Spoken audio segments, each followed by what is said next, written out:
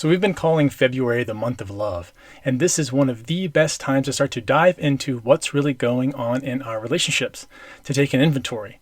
And so what I want you to do real quick is go back in the past and see in your old relationships if you notice any patterns. One of the big patterns we're seeing right now, especially with empaths and especially with the narcissistic types of relationships that are very common, is codependency. And in this episode, we're going to explore how you can overcome that, how you can heal it, and how you can make sure that doesn't happen in the future. Hey, we're Britt and Chris Carmichael, and you're listening to the Elevated Life Podcast. Throughout the 13 years we've been together, we've never ceased in our endless quest to better ourselves. We've studied top experts, philosophers, and gurus. After years of personal self-experimentation, we found the tools for shifting your beliefs, moving through fears, and developing a positive mindset. If you're ready for a breakthrough, then you're in the right place because we're here to empower you to take control of your life with simple mindset shifts that create radical transformation. We'll be diving into topics like personal growth, health, philosophy, spirituality, relationships, success, and mindfulness. So create some space for yourself and get comfy. It's time to become the badass you were born to be.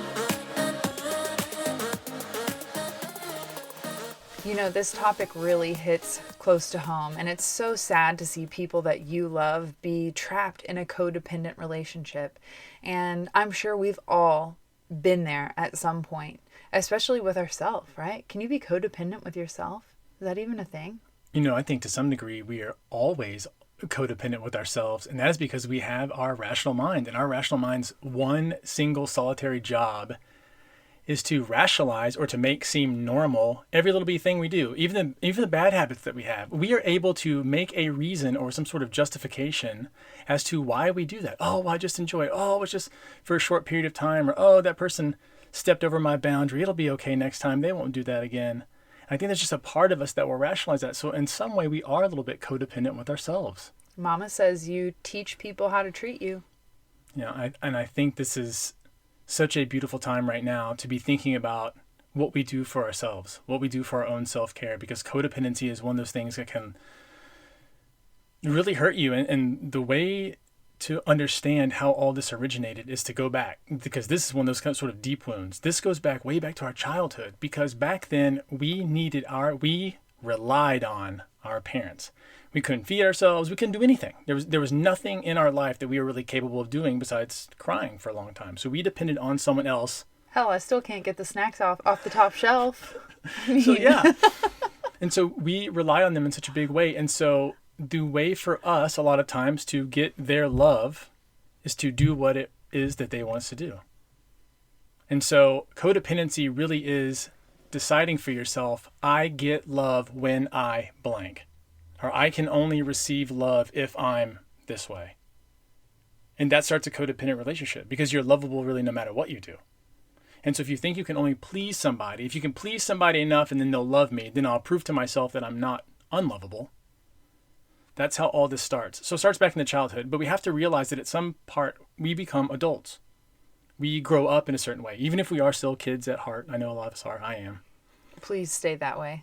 But we grow up responsibility-wise. We realize there are things that we can do to take care of ourselves. And one of those big things that we can be doing is loving ourselves. If we're always looking for someone else, we'll always be looking for someone else. And they can do whatever. They have total power and total control over us. Because if the big thing that we're trying to figure out is, are we lovable or not? And we make that our big mission in life, as so many people do. Do we have enough fame? Do we have enough followers? Do we have enough money so people will love us? Do we drive the right car? Do we look pretty enough? A lot of those things go back to, will more people love us if we are this way? And so we have to pause for a moment and say, well, if I just gave myself that love from the beginning, just say, hey, I'm worth it. I'm awesome. Even if I'm the only person who thinks so. That's the only person who you really need to think so. Because a lot of times what you'll find is when you get all of those things, when you get the success for that reason, or when you get fame for that reason, it's really empty. Because the only thing you're really looking for is, how can I nurture myself inside? So this topic is huge right now, because this is getting us always back to that self-love. And remembering that that is the important thing to come back to, because it always allows us to love other people even more. I think you really nailed it right there. When you can love yourself, you can actually love and accept others where they're at and not hold them to a certain expectation hold them to a certain expectation or standard. I really think that that was the biggest eye-opening part in my self-love journey, is letting everyone else off the hook and not judging them and not caring if they didn't have like the best shoes or if they were an asshole or whatever their shit is. I literally let everyone off the hook, and that gave me freedom. And I think that it only came from being able to stand on my own 2 feet and say, wow, I really love myself and I don't need other people's approval, because I realize that I can be comfortable in my own skin. And I don't think anyone's ever come by and said, you have permission now to love yourself. And that's why I created Shine School, to give people permission to love themselves again and space to rediscover who they really are. It's wild to think that this is not something that we would naturally do. It's not that necessarily society's rigged this way against us. It's just that this is how a lot of it ends up happening. And a lot of times what we needed as young kids, as teenagers, we needed a lot of validation. We need to know that our feelings are valid, that our thoughts are valid, that our wants are valid, our needs matter. And a lot of times we may have had either absent parents or parents that, I had entrepreneurial parents, and so they were grinding all the time. And so a lot of times they weren't there because they were off doing their own life. And as an adult now, I get that. Like, I totally understand where they were coming from and like how that could have happened. But as a kid, you don't know. You're like, why are they, where is everybody? Like, I thought everyone was going to be here tonight. Why is everybody working so late? And we get trapped in our mind that we are always the influence of everyone else. It's weird because that's an extremely narcissistic view for someone who might be an empath, to think that all this is about me. It's like a lot of times kids think if their parents get divorced, it was 100% because of them. And one of the parents might have just been crazy. That happens a lot. And maybe they didn't go together well. Maybe they didn't jive well together, as they're like, oh, it's good when we're hot and heavy, but now that we've got to like do the laundry and the dishes together, this is tough. And so a lot of people don't make it out that way. And so you have to realize that we're always evolving. And so as you do the kind of self-love, at the same time, simultaneously, you have to also do forgiveness work. Because you have to forgive those people who did anything like that to you, because you thought that it was about you. Like a lot of times when someone criticizes you or makes fun of you, or you're out and they say something, they write the comment down, it's about them. They don't know you enough to like really make a comment. They don't really understand well enough to comment on the situation. So you have to remember, a lot of times what's going on in people's lives is 100% about them. And leave them off the hook for that. Oh, freedom. Freedom. Seriously. So codependency really is relationship addiction to something that is unhealthy. Usually you're in the position of wanting to fix or help somebody who's in a self-sabotage. Good Lord. Mercury went direct today while we're recording, so I feel like my communication is trying to come back online. Oh man, you're trying to fix someone who is in a self-sabotaging cycle, and it's never going to change. That's the secret at the end of all these relationships that people are finding out. Like, I was in love with their potential and not what was in reality. Yeah. So the first thing to start to do to make sure that this doesn't become you, and if you have done this pattern in the past, that you don't have to repeat it anymore. There's a little bit better way of approaching things, better ways of approaching love. And so the first thing you do is stop trying to fix everyone. Just give it up. If a lot of times if they're not paying you and you're not their mama, like, it's not your job to fix it. It's not your job. We have times where we're out places, we're in conversation with people. Oh, this drives me crazy when you do this. This drives me crazy. I know what you're going to say. Britt will look at me and she kind of give me that look, they're like, hey. While we're in the conversation, the other person will be telling a story and we may have just met them and Britt is, nudging me. And then we walk away from it. She goes, why didn't you speak up? Like, why didn't you help them? I'm not there to fix everybody. I'm not there to do that. I can't be on the hook for every single person's everything all the time. It's too stressful. It puts me in the wrong mind space. I know that when I'm meant to be in that spot where that's what I do, then it's for me, I have a certain sensation that comes over me. It's like there's a certain sensation that I have an awareness of that comes over my body, and things are, I think a little bit differently, I talk a little bit differently, and that's when I know where I'm stepping up to do something. It's because it comes through me. It's not really out of me. It's like it's coming through me. And so I know in those parts where I don't speak up, wasn't meant to be. That's not it. That's not it for me. And once you get in tune with yourself in that way, that's what we're looking for here. Because if you've been codependent and you've only been looking at your life in terms of what you need to do for somebody else, you've forgotten the awareness about yourself. It's been too long. It's been too long since you've self-cared and said, what do I need inside? Like, what's really important right here? And so that is getting back to it. That is really starting to understand how you feel so that you can approach life that way. And I mean, that really is our second tip, is to start taking care of you. Once you stop investing in trying to fix everyone else, guess what? You have free time. And the best time and the best use of that time is to invest in yourself, to start taking care of you first by asking every morning, what do I really need right now? One of the things I teach in Shine School is the What Lights You Up lesson, where I have everyone create a happy list and they write down all the things that bring them joy.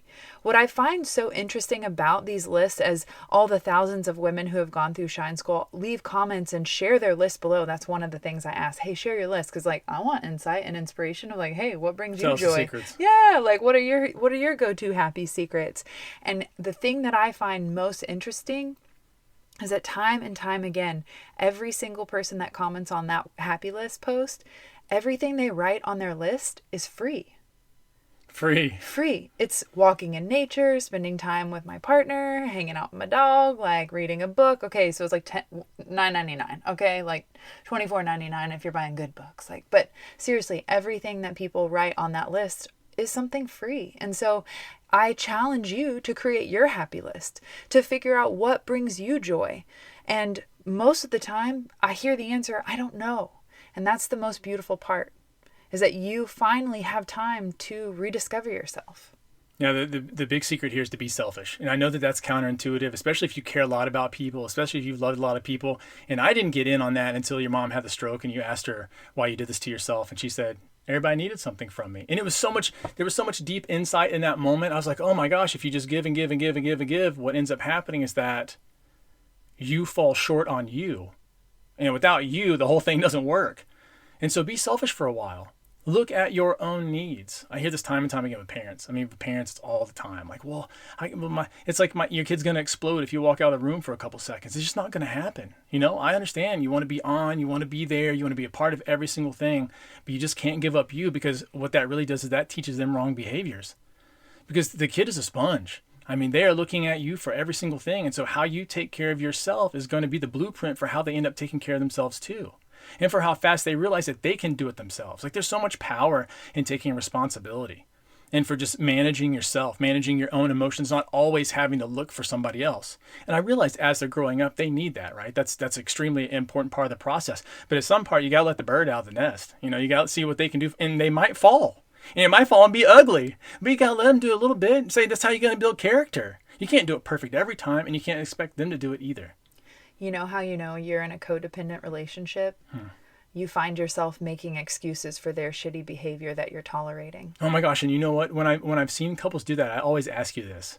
I ask you this every time we leave a situation where you're watching a dynamic with a couple and you're seeing it, and one person is very, very controlling over the other person. I always ask you, like, how good are they in bed? No, that's hilarious. Though. No, I always ask you, do I do things like this? Oh, okay. I'm like, is that? I was like, the other side of that. Yeah, I'm like, wait, the is this? insightful side. I was like, is this? Because you want to have that awareness. There's that rational mind again that may say like, hey, I'm like, wait, I take a pause and just take a quick inventory. So when you're seeing people out there, when you're around your friends, when you're around people, ask yourself.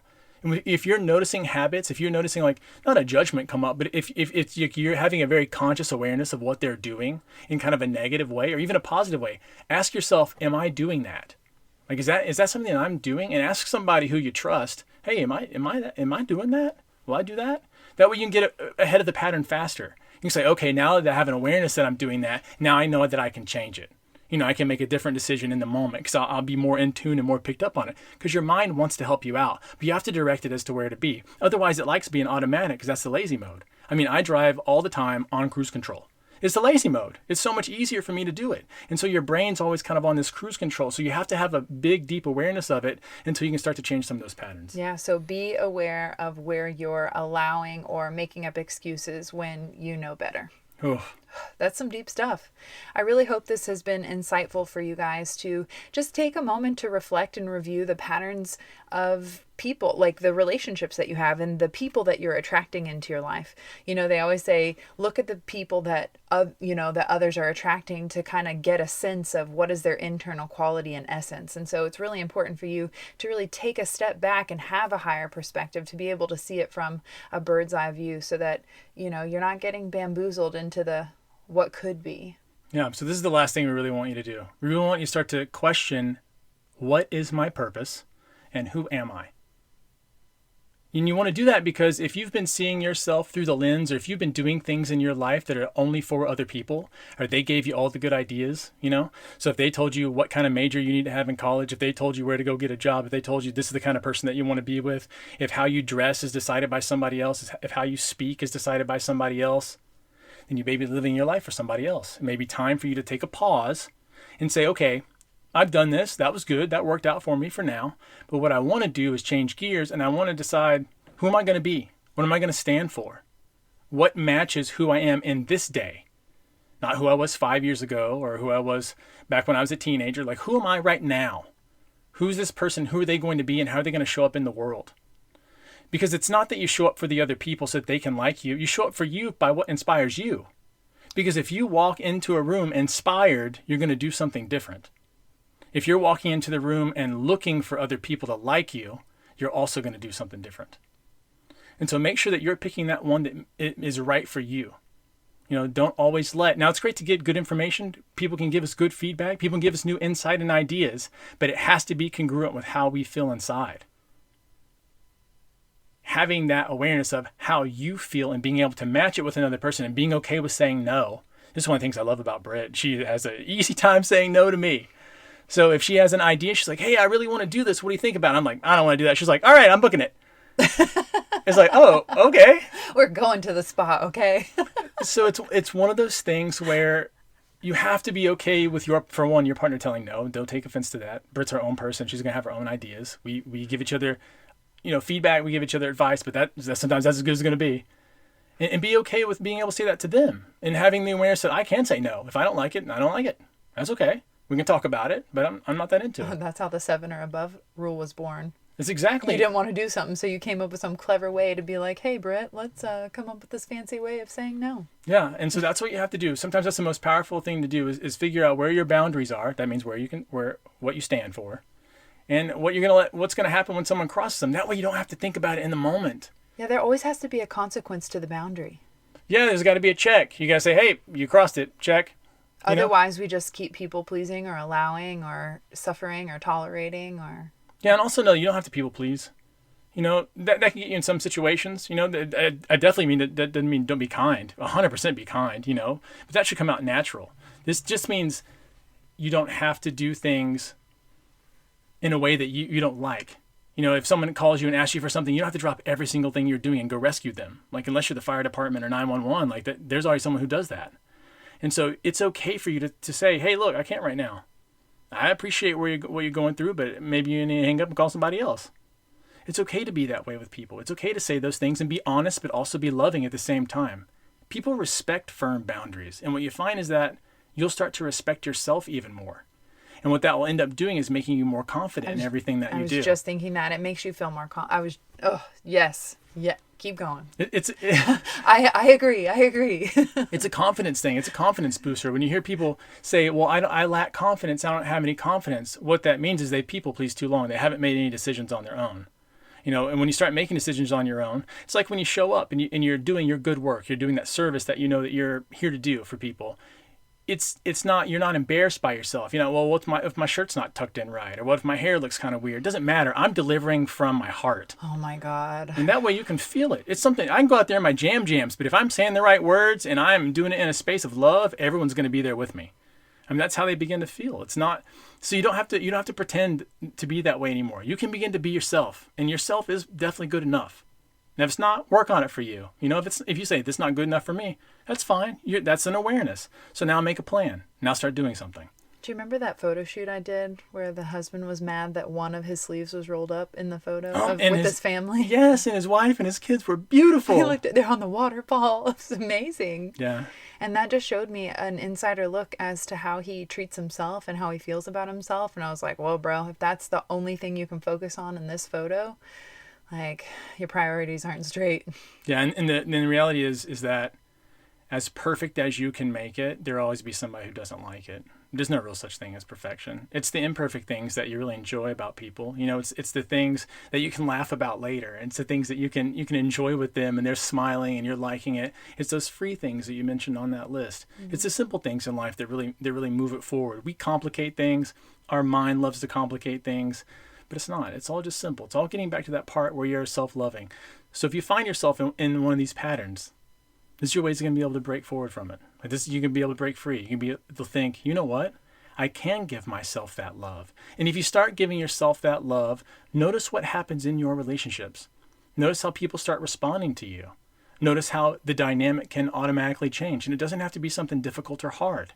And it starts with a simple decision that you make today that says, inside, I'm going to begin to love myself. And that's where I'm at. And I don't care who likes it or not. And if you're ready to make that commitment, join us on the journey of self-love inside the club. Here we are rhyming. We are diving deep into the self-love topic, and we will be going live on February 15th. So if you are ready to make that commitment with yourself so that you feel comfortable in your own skin, you can say no when you mean no, you can set those firm boundaries and have the courage to go after your dreams because, quite frankly, you are like, I believe I can do this. If you're ready to make that commitment and take that journey, then we highly recommend you come join us inside the Elevated Life Club so that you can access this live masterclass group coaching with us. Yeah, I will tell you that self-love is the starting point of your great mission. And until you come over that first step, the road will be very long. But once you do grab it, it's very easy because at least you're moving in that congruency. And you're always with you. So you are the best investment you can ever make. Oh. This has been so fun. If you loved it, please let us know by tagging us over on Instagram at the Elevated Life Club, or you can tag us individually. We absolutely love sharing our wisdom and insight with you guys and appreciate every single one of you. Thank you so much for tuning in, and we will catch you guys next week. Peace. Thanks so much for tuning in to the Elevated Life Podcast. Want more? Join us at theelevatedlifeclub.com for mindset upgrades, lifestyle hacks, and spiritual tools to elevate your soul. Each month features a new masterclass, meditation, yoga practice, and more to help you transform your life one step at a time. Come join the 7 or Above Club.